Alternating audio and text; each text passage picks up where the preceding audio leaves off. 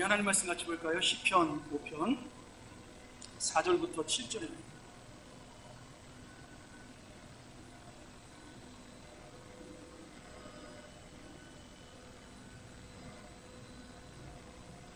한 절씩 교독하면서 주의 은혜를 받죠. 주는 죄악을 기뻐하는 신이 아니시니 악이 주와 함께 유하지 못하며 오만한 자가 주의 목전에 서지 못하리라. 주는 모든 행악자를 미워하시며 거짓말하는 자를 멸하시리이다. 여호와께서는 피 흘리기를 즐기고 속이는 자를 싫어하시나이다. 오직 나는 주의 풍성한 인자를 힘입어 주의 집에 들어가 주를 경외함으로 성전을 향하여 경배하리이다. 시편 두 번째 시간으로 함께 나를 이뤄주시는 지난주에 잠깐 설명을 드렸지만 다윗은 오늘 말씀에 보면 자신이 지금 당하고 있는 어려움과 고통, 정확한 이유를 성경에 설명하고 있지 않지만 뭐 쫓겨다닐 때 어려움인지 아니면은 배신당한 어려움인지 여러 가지 그 어려움을 가지고 하나님 앞에 나와서 온전히 주님만 의지해서 기도하는 본문의 내용을 보셨는데 다윗이 왜 그러면 주님을 의지할 수 있느냐? 자기의 기도를 응답하시는 그 주님이 의로운 분이기 때문에 악인을 심판하시는 분이기 때문에 내가 그분을 믿고 나올 수 있다 이렇게 고백을 합니다. 이게 굉장히 중요한 말씀입니다. 하나님이 어떤 분이냐를 깨닫는 거. 여러분 어려움은 누구에게나 오는 것이고요 고난은 누구에게나 오는 겁니다. 이 세상에 고민 없는 사람이 없고요 근심 걱정 없는 사람이 하나도 없습니다. 중요한 것은 그 고민과 근심과 걱정 속에서 나를 사랑하시는 하나님이 어떤 분인가를 깨닫는 것이 굉장히 중요한 거죠. 그리고 그 하나님이 어떤 분인가를 알고 깨달아야 우리가 정말 기쁨으로 기도할 수 있고 믿음으로 기도할 수 있고 그리고 그 주님을 찬양할 수 있는 그런 마지막의 모습으로 나타날 수 있다는 거예요. 제가 별로 이렇게 책은 재미없지만 우리나라에 가장 영향을 끼친 그 러시아의 작가가 있죠. 죄와 쓰는 도스토옙스키라는 작가가 있습니다. 우리나라의 문인들에게 가장 내가 영향을 받은 작가를 이야기하라 하면 거의 10명 중에 8명이 도스토옙스키를 얘기합니다. 근데 그 말에 속아서 저분의 책을 꽤 많이 봤죠. 근데 무지하게 재미가 없습니다. 엄청 어려워요. 근데 제가 저분을 좋아하게 된 것은 저분의 그 책이 철저하게 하나님에 대한 신앙과 인간의 연약함에 대한 고백으로 죄와벌이라든지 아니면 까라마초카의 형제들에 대한 내용들이 나와 있다는 거예요. 그래서 쉽게 말하면 젊은 작가들은 싫어해요. 거기에 뭐가 없냐면 반항이 없다는 거예요. 반항. 온전히 주의 뜻에 순종하고 주님 앞에 고백하고 인간의 연약함을 내어놓는 그 내용에는 없기 때문에 이 도스토옙스키의 책은 너무나 우리에게 흥분을 심어주지 못한다고 이야기합니다. 젊었을 때 특징이 뭐예요? 반항하는 거잖아요. 그렇죠? 그 광화문에 촛불 시가 요새는 그 연세 드신 분들도 많이 나오긴 하지만 저희가 대학 때 데모할 때만 하더라도 뭐 젊은의 특권이죠. 우리가 데모할 때랑 지금 데모할 때 차이점이 있다면 제가 30년 전에 데모할 때는 돈이 없어서 저희가 시청 남대문 앞에서 이제 데모를 시작하면은 남대문 쪽으로 밀려가잖아요. 정중을 잡을 때. 그럼 배가 고프면 남대문장에 장사하는 떡 파는 할머니나 아주머니들이 음료 수하고 떡을 그랬더니 나눠줬어요. 먹고 하라. 87년이죠. 근데 제가 지지난 토요일날 한번 잠깐 나가봤더니 이번에는 요새들은 다르더라고요. 그 패스트푸드점에 롯데리아에 맥도날드에 줄을 100m씩 서가지고 기다리면서 먹어가면서 촛불 시위를 하더라고요. 모든 커피숍마다 가득가득 차있고 그래서 이번에 시위하는 것이 마치 축제와 같다라는 표현을 쓰는 모르겠습니다.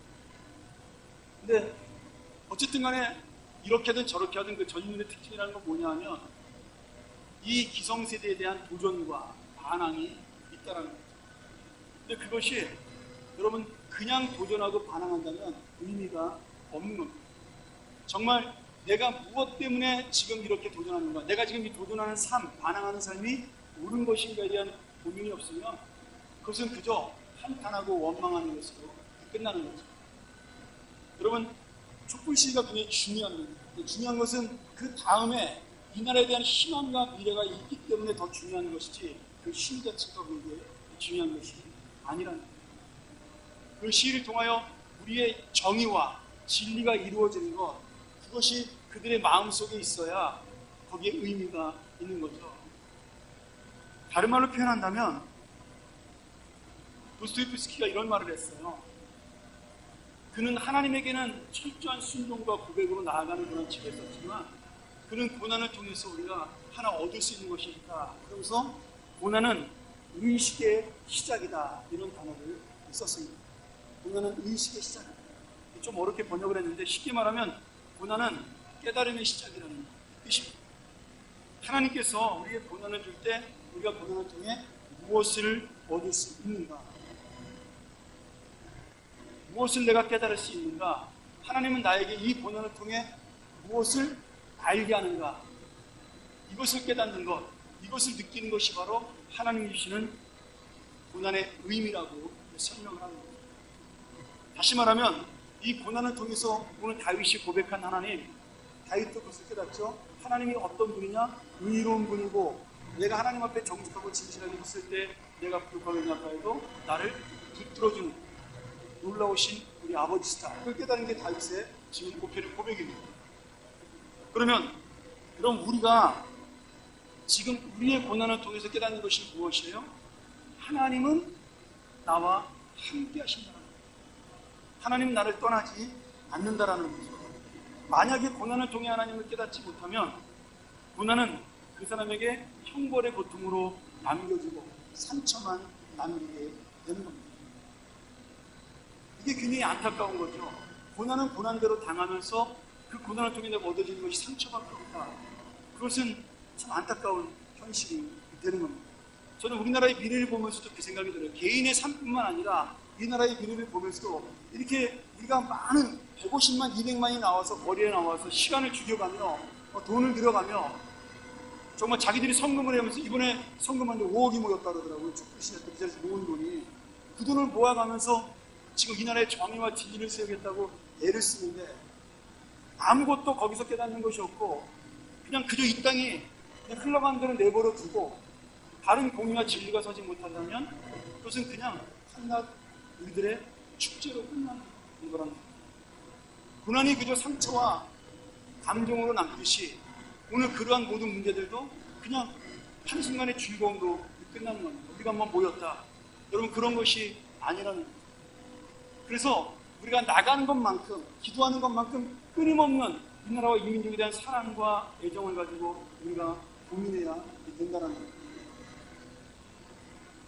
여기 젊은이들 많이 앉아있지만 여러분도 지금 많이 분노하고 있을 거예요. 그럼 분노보다 중요한 게 뭐냐면 내년에 여러분들이 대통령 선거 때 제대로 투표하는 거예요. 그래야 여러분들의 촛불이 의미가 있고 여러분들의 고민이 의미가 있고 우리들의 아픔이 의미가 있는 거예요. 오늘 여러분 다윗이 깨달은 것이 무엇이에요? 하나님은 상처를 주고 끝나는 분이 아니라는 거예요. 지금 고난을 통해 하나님을 깨닫는 자는 새로운 인생을 만날 수 있다라는 거예요. 누가 그런 대표적인 모습을 가지고 있어요? 욥이 대표적인 모습입니다. 여러분 한번 생각해 보세요. 욥이 모든 재산을 다 잃어버리고 자식 10명을 다 잃어버리고 아내에게 비웃음 당하고 친구들에게 모욕당하고 그런 고통과 고통에 고통을 당하고 이 세상에 어떤 사람보다도 큰 고통과 괴로움 속에서 그 모든 인생은 막 지나가는데 나중에 끝나고 난 다음에 그저 힘들고 말았어. 내 인생은 힘든 인생이야. 이러고 끝나면 얼마나 허무한 인생입니까? 근데 욥은 그렇게 끝나지 않았다라는 거죠. 그 놀라운 고통과 아픔 속에서 그리고 친구와의 논쟁 속에서 그는 하나님을 발견했다라는 거예요. 하나님이 어떤 분인지를 만났다라는 겁니다. 욥기 42편 5절에 보면 욥이 이런 고백을 하죠. 내가 전에는 하나님께 대해서 귀로만 들었는데 이제는 이 고난을 받고 나니까 이제는 내가 눈으로 주를 볼 수 있게 되었다라고 고백을 합니다. 그 하나님이 어떤 분인지 욥은 그냥 막연하게 알고 있었던 거예요. 의인이었지만, 신앙이 좋았지만, 그런데 이 고난을 통해서 하나님이 자기에게 이루신 역사를 보면서 뭘 깨닫냐? 정말 하나님이 살아계시고, 그 하나님은 나와 함께 하시는 분이시고, 이 온 세계를 다스리는 분이시고, 내 인생의 운명을 가지고 있는 분이고, 내가 감히 그분에게 불평하고 불만할 수 없는 분이며, 그분의 선하심 앞에, 그분의 능력 앞에 나는 그저 무릎을 꿇을 수밖에 없는, 하나님 나는 아무것도 아닌 죄인에 불과한 자라고 깨달을 수밖에 없는 그런 연약한 인간이라는 거예요. 그 주님이 너무나 위대하고 놀라워서 내가 이제는 그 주님 앞에 무릎을 꿇을 수밖에 없다는 것, 그것을 깨닫는 동시에 그는 하나님이 누군지를 보게 되었다는 거예요. 오늘 저는 우리에게 당하는 어려움과 고난이 여러분 개인마다 다 있을 거라고 믿어요. 어떤 분은 육신의 아픔으로, 어떤 분은 영적인 괴로움, 아니면 사람 때문에, 아니면 뭐 직장이나 사업 때문에 여러 가지로 아픔이 있죠. 괴로움이 있죠. 근데 그 모든 일들이 지나고 날 때 깨닫는 것이 뭐냐면 결국 하나님의 은혜는 나와 함께 있다는 거예요. 하나님은 나를 사랑하신다는 거예요. 하나님은 이 나라와 이 민족을 붙들고 있다라는 거예요. 수도 없이 깨지는 그 어려움 속에서 하나님은 새로운 생명을 탄생시키기 위하여 수많은 알을, 고난의 알을 깨뜨리고 있다는 거예요. 그것을 깨달을 때 오늘 우리에게 이 고난은 그냥 고난이 아니라 하나님이 나를 사랑하는 증거로 다가옵니다.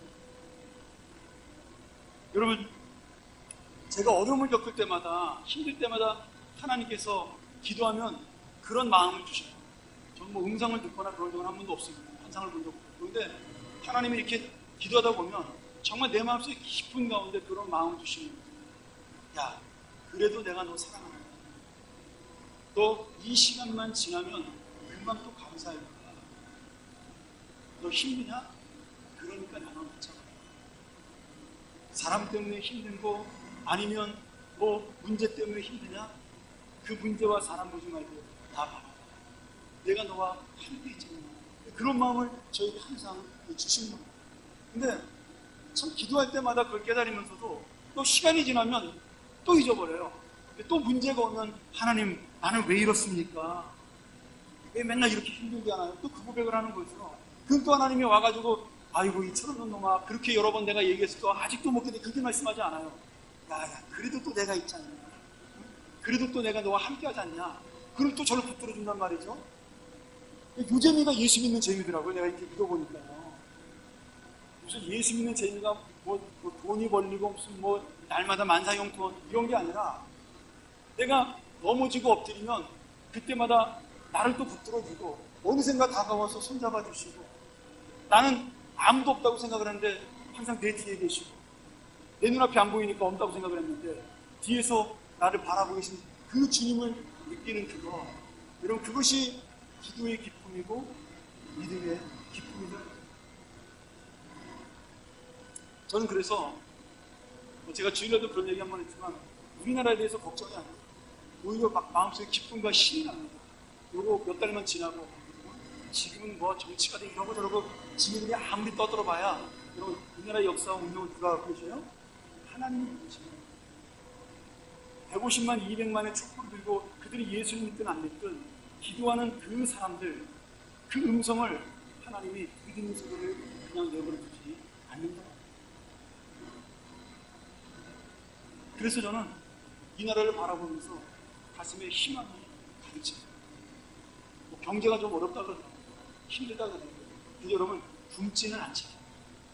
그렇죠? 옷을 벗고 살지는 않잖아요. 그래도 뭐 여전히 새 옷을 사고 싶고 맛있는 거 먹고 싶더라고요. 걱정은 되면서. 오늘 아침 뉴스 보는데 트럼프 대통령 당선인이 미국의 국방장관의 매더스라는 사람 임명이 있어요. 걱정되더라고요. 여러분 잘 모르겠지만 이 매더스는 미국에서 가장 호전적인, 이라크를 아니면 이란에게 공습해야 된다라고 가장 강력하게 주장하는 네파의 고두예요. 사성 장군 출신인데 이라크 전쟁에 참전했던 전쟁 영웅이거든요. 근데 이란이 뭐 핵무기를 개발했는지도 모르고 아무것도 없는 그냥 무조건 때려잡자 이렇게 주장했던 그 사람. 뿌리를 뽑아버려야 된다. 아예 싹을 없애버려야 된다. 이런 식으로 주장하는 사람이 국방장관을 임명했어요. 뭐 이제 통과되려면 좀 시간 걸리죠. 왜냐하면 미국은 7년인가? 자기가 맡은 그 직업에서 7년이 지나야지만 새로운 걸 맡을 수가 있습니다. 50년도에 한 번 통과된 적이 있으니까 이번 통과될 거라고 생각하는데 가만히 아침에 이러다가 이거 북한에다 그냥 미사일 쏘는 거 아닙니까?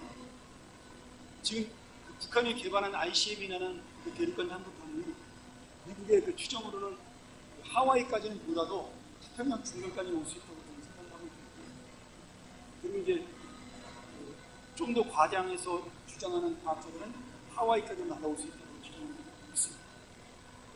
만약에 북한이 ICBM 대륙간 탄도탄이 저 워싱턴이나 뉴욕까지 날아올 수 있으면 그렇게 개발한다면 이 사람의 성격으로 볼 때는 그거 개발하기 전에 우리가 미리 가서 폭격해야 된다고 말했습니다. 그리고 김정은은 오늘도 철없이 그 아이는 지금도 전쟁, 남한에 대한 전쟁하는 주민에 대해서 격려하고 막 그랬거든요. 그런 거 생각해보면 정말 이러다가 전쟁나는 아니라 중앙이 되는 여러분들은 아마 별로 그럴 때 관심이 없을 거예요. 그 사람이 누군지 모르니까 설마 그러려나 설마가 사람 잡수는 거예요. 근데 제가 그러고 난 다음에 그 아침에 기도하는 하나님이 야 미사일 떨어뜨리는 것도 내가 알아서 한다고 하시더라고요. 제 마음속에 그 사람이 움직이는 것도 알아. 하나님께서 그런 마음을 주시더라고요. 네가 걱정할 일이 아니다. 저만 걱정하는 건가요? 여러분 한 나라를 한 민족을 하나님께서 내가 통치하고 다스린다라고 선포하신다면 우리는 어떤가요? 우리의 인생은 뭐 당연히 하나님이 돌보아 주시는 거예요. 오늘 다윗이 악인에 대한 이야기를 하고 있어요. 두 부류의 악인에 대한 이야기를 하고 있는데 하나는 진짜 악인에 대한 이야기입니다. 교만하고 오만하여 하나님을 무시하고 아예 하나님을 믿지 않는 당연한 거죠? 근데 두 번째 악인이 이 두 번째 악인은 뭐냐면 하나님을 믿는 것처럼 하면서 삶의 기준이 하나님이 아니라 자신의 삶을 이야기합니다. 같이 하나님을 믿는데 다윗처럼 하나님 믿는 것을 비웃는 거예요. 여러분 사울왕이 하나님을 믿었어요? 안 믿었어요? 믿었잖아요. 근데 다윗을 죽이려고 그랬잖아요. 그러니까 지금 다윗이 볼 때 자기도 하나님을 믿고 사울왕도 하나님을 믿는데 뭐 사울왕이 믿는 하나님이 어떤 하나님인지 정확하게 모르겠지만 그도 하나님을 아는데 그는 교만하고 오만하여 하나님의 뜻을 무시하는 자기의 생각대로 살아가는 거죠. 그런데 누구에게 능력이 있는 것처럼 보여요. 쫓겨다니는 다윗보다 왕자리에서 호령하는 사울왕이 훨씬 더 능력이 있는 것처럼 보이는 거예요. 그래서 실망하는 거죠. 나는 하나님의 진짜 뜻대로 살려고 애를 쓰는데 하나님의 열심대로 살려고 하는데 나는 왜 힘이 하나도 없나요? 나는 왜 능력이 하나도 없나요?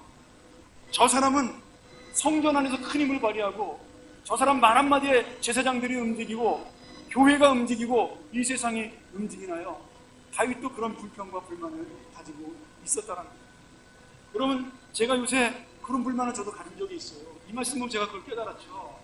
큰 교회 목사님들이 성경적인 이야기가 아니라 자기의 감정과 경험을 가지고 이 나라를 반으로 가리고 자기 뜻에 안 맞는 사람들을 빨갱이라고 부르고 그러면서 그분들이 막 몇만 명씩 되는 교회를 하니까 영향력이 있는 거예요. 막 교회 대표처럼 맨날 신문에 나고 그러는 거죠. 근데 제가 볼 때 전혀 성경적이 아니고 순전히 자기의 개인적인 경험과 생각과 그리고 이북에서 건너온 그런 지모심에서 나온 이야기거든요.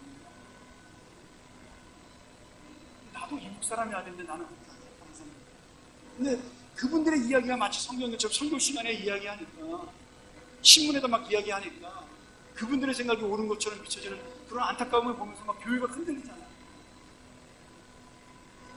그럴 때마다 저도 그런 억울한 생각이 듭니다. 하나님, 왜 바른 복음을 전하는 저는 영향력이 없나요?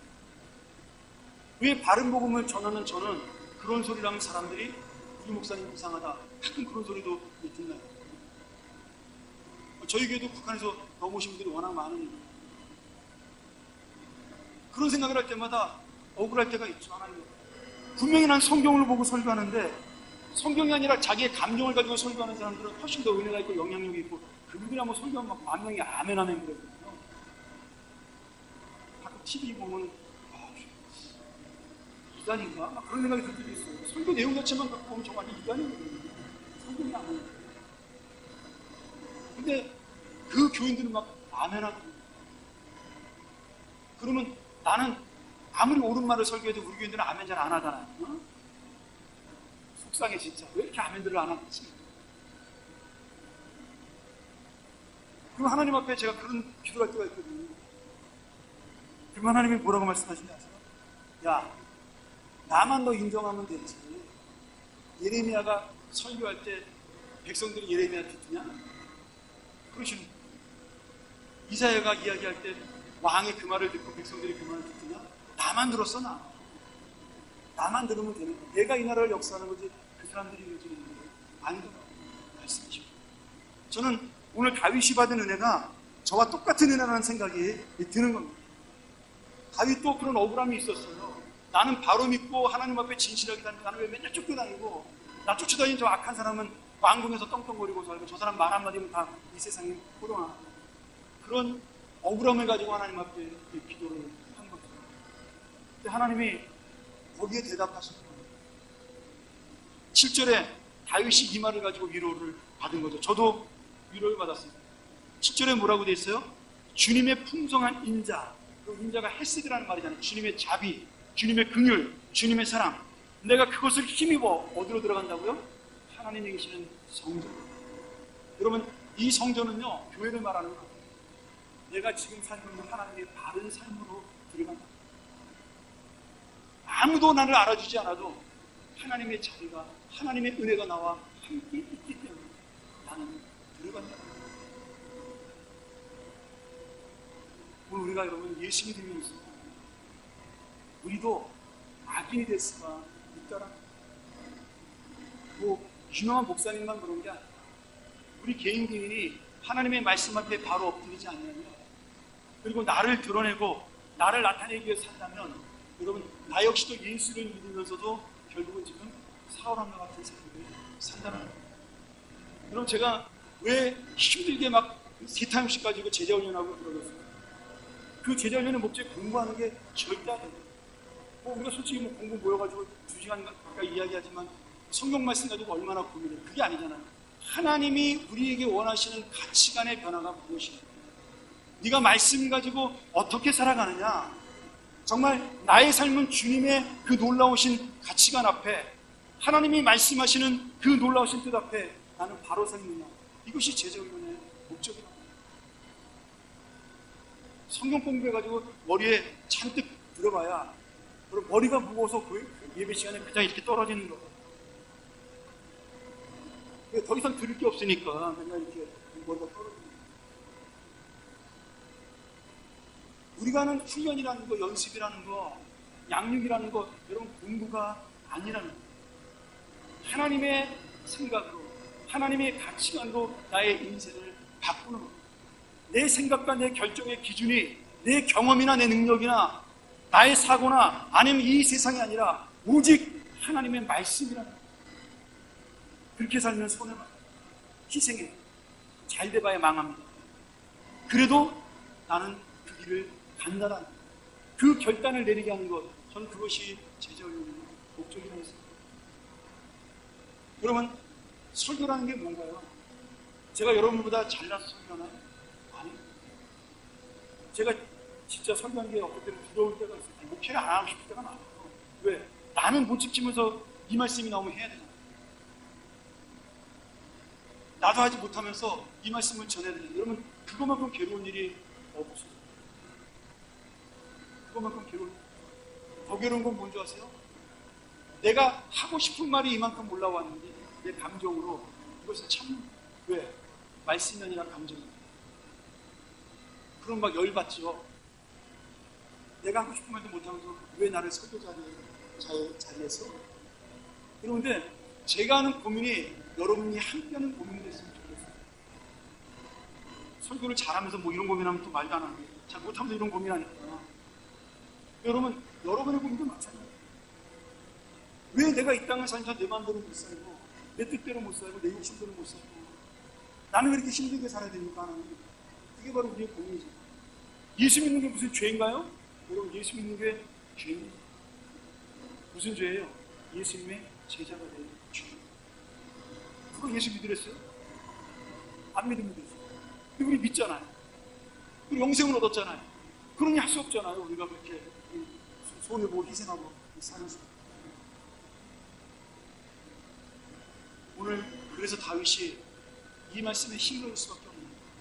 나는 오직 주의 은혜만을 힘입고 이 성전, 하나님만 이 세상, 하나님을 만나는 세상을 들어가 기도하는 마음으로 들어가 하나님을 붙드는 은혜로 들어가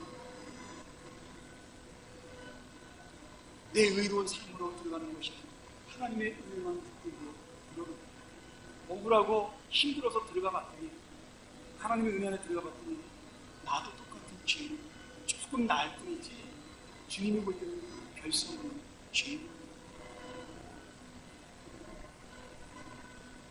그래서 하나님을 모르는 사람들이 볼 때 다윗이 성전에 들어가 이렇게 힘든 시절에 간구만 하는 하나님만 붙드는 것 어리석어 보인다. 아니 사울왕이 동굴 속에 들어와서 날 잡아줄수 하고 있는데 그거 죽이지 않고 하나님의 뜻이니까 그 칼을 들고 더덜 떨면서 못 잘라? 뭐? 저 바보, 저 멍청이. 한 칼이면 자기가 왕이 됐는데 그걸 못해? 여러분, 근데 성전에 들어간 사람이 다윗이 차마 사울왕을 죽이지 못해. 왜요? 왕 되는 것은 사울을 죽여서 되는 것이 아니라 하나님의 은혜로 되는 것이에요. 어쩌면은 그것이야말로 겁쟁이처럼 보이고 현실에서 그렇게하는 것처럼 어떤 분이 그런 글을 썼더라고요. 교회에서 기도만 하는 것이 중요하다. 왜 너희들은 촛불 들고 나가지? 지금은 촛불 들고 나가는 것이 기도하는 것이 맞습니다. 근데 여러분, 촛불을 드는 사람도 있지만 여기 기도하는 사람도 중요하고 사랑하는 사람입니다. 그리고 저는 촛불을 다 오면 이날은 기도했어요. 제가 대학 다니면서 대학을 다니면서 대모함을 깨달았는데 우리의 능력과 힘으로 바꿔준 세상은 역시 또 죄악되는 세상입니다.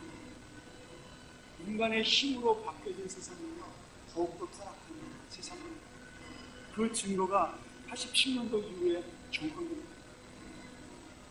여러분 87년도에 그 모공 독재와 지금 시대에 어느 게 더 나아요? 난 똑같다고. 중간에 뭐 문민정부도 있고 여러 가지 정보가 있었지만 전 나아진 게 없다고. 오히려 우리의 마음은 더 악해졌지. 더 이기적이 되고 더 나빠졌어요. 왜요? 우리의 힘으로 자유를 얻고 우리의 힘으로 민주화를 얻고 우리의 힘으로 이 땅을 바꾸는 게 사람의 능력으로 된다고 했어요. 저는 그래서 주님의 은혜가 지금 이 땅에 필요합니다. 주님의 은혜만이 이 땅을 살고 내 인생을 바꿀 수 있다고 믿습니다. 사랑하는 여러분, 우리는 어떤 것? 우리의 최선은 무엇인가? 결국 우리의 최선은 하나님 앞. 마지막에는 결국 주님의 은혜를 의지하는 것. 그것만이 내가 살 길이, 이 나라가 살 길이, 나의 인생을 해결하는 길입니다. 힘들고 억울해도 고통스러워 짜증이 나. 그리고 하나님의 은혜가 있던 주의 은혜를 힘입고 섬기는 것이 있습니다. 마지막으로 이 말씀을 하고 말씀 마치죠. 요새는 잘 안 부르는데 제가 좋아했던 찬양을 하나 부르려고 그래요. 일어나 걸으라는 찬양인데 우리 어르신들은 좋아하시겠죠? 이 일어나 걸으라 복음연가를 지은 분이 최용덕 집사님이라는 분이 있어요. 선생님이십니다. 그분이 정말 좋은 성도인데 어느 날 사업에 실패를 했어요. 다 망한 거죠. 근데 사업만 망한 게 아니라 영적으로도 심취에 빠져들었어요. 내가 힘이 드니까 물질이 떨어지니까 영적으로도 점점 힘이 들어지기 시작합니다. 그러더니 마음속에 좌절감이 들죠. 하나님이 나를 왜 이렇게 내버려 두시고 나를 버리신 것이 아닌가, 그런 생각이 드는 거예요. 그러다가 1984년 9월에 어느 날 새벽에 기도하고 있는데, 그날도 밤새 잠도 못 자고 고민하고 자살하고 내 인생이 어떻게 될 것인가, 막 하나님도 생각도 안 나니까 나중에 기도하다 막 몸부림치면서 하나님 나를 버리셨습니다. 한 번도 대답도 안 해주시고 나를 불쌍히 여기지 않으시고 막 이렇게 기도를 하고 있는데, 그러다가 이제 하늘을 쳐다봤는데 갑자기 하늘에는 아무것도 안 보이더니 등 뒤에서 하나님이 느껴졌어요. 그러면서 하나님이 마음속에 그런 음성을 하시더라고요. 여기다가 나는 너를 한 번도 떠난 적이 없어. 너는 앞만 보고 달려왔잖아. 나는 항상 뒤에서 너를 보고 있어. 너는 항상 네 앞만 보고, 네 것만 보고, 네 미래만 보고 있어. 나는 항상 내 뒤에서 너를 바라보고 있었어. 너는 나를 보지. 이렇게 하나님이 말씀하신 음성이 들리라는 거죠. 내가 너에게 한 번도 눈길을 떼는 거, 나는 너를 항상 바라보고 있었고 항상 일어서기를 기대하고 있었어. 그런 마음의 음성이 들리라는 거예요. 그래서 그 음성을 듣고 그분이 돌이켜 하나님이 자기를 정말 장난하는 것을 보시는 거죠. 그렇게 보이더라고요. 또 마음의 평화가 오고 기쁨이 오고, 아, 내가 하나님이 어떤 분인지를 몰랐구나 깨달으면서 그날 단번에 집으로 가서 쓱 가서 일어나고, 뭐 저는 찬양은 못 지었지만 그 마음을 이해합니다. 저도 그런 경험이 있습니다. 저는 뭐 누워서 기도했어요. 앉아서 하기도 싫더라고요. 정성껏 기도해도 안 들어주니까 짜증이 나니까 나중에 매일 뭐 무릎만 아파서 힘들다고 누워버리거든요. 그 방송 4개 깔고 누워서 기도했는데 그래도 응답하시더라고요, 하나님.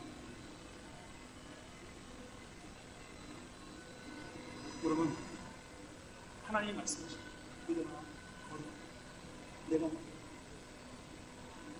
우리 같이 한번 찬양할까요? 한번 기도하기 전에 오늘 이 찬양 부르고 한번 기도했으면 좋겠습니다. 나의 등 뒤에서 나를 도우시는 주. 나의 인생길에서 지치고 고나요,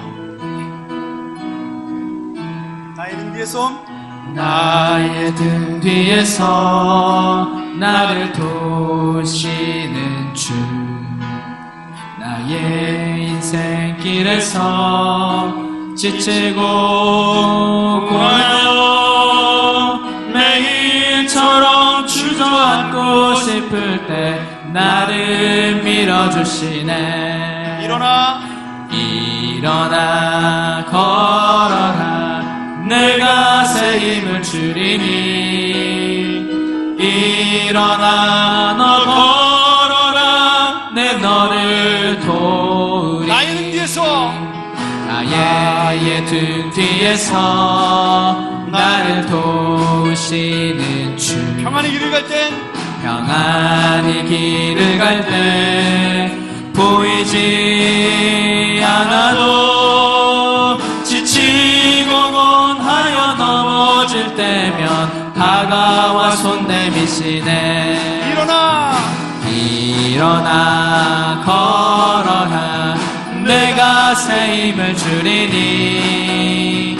일어나 너 걸어라, 내 너를 도우리. 나의 등 뒤에서, 나의 등 뒤에서 나를 도우시는 주, 때때로 뒤돌아보면 여전히 계신 주, 짠짠한 미소로 바라보시며 나를 재촉하시네. 일어나 걸어라, 일어나 걸어라, 내가 새 힘을 주리니. 아멘. 일어나 너 걸어라, 내 너를 도우리. 일어나 걸어라, 내가 새 힘을 주리니. 일어나 너 걸어라, 내 너를 도우리.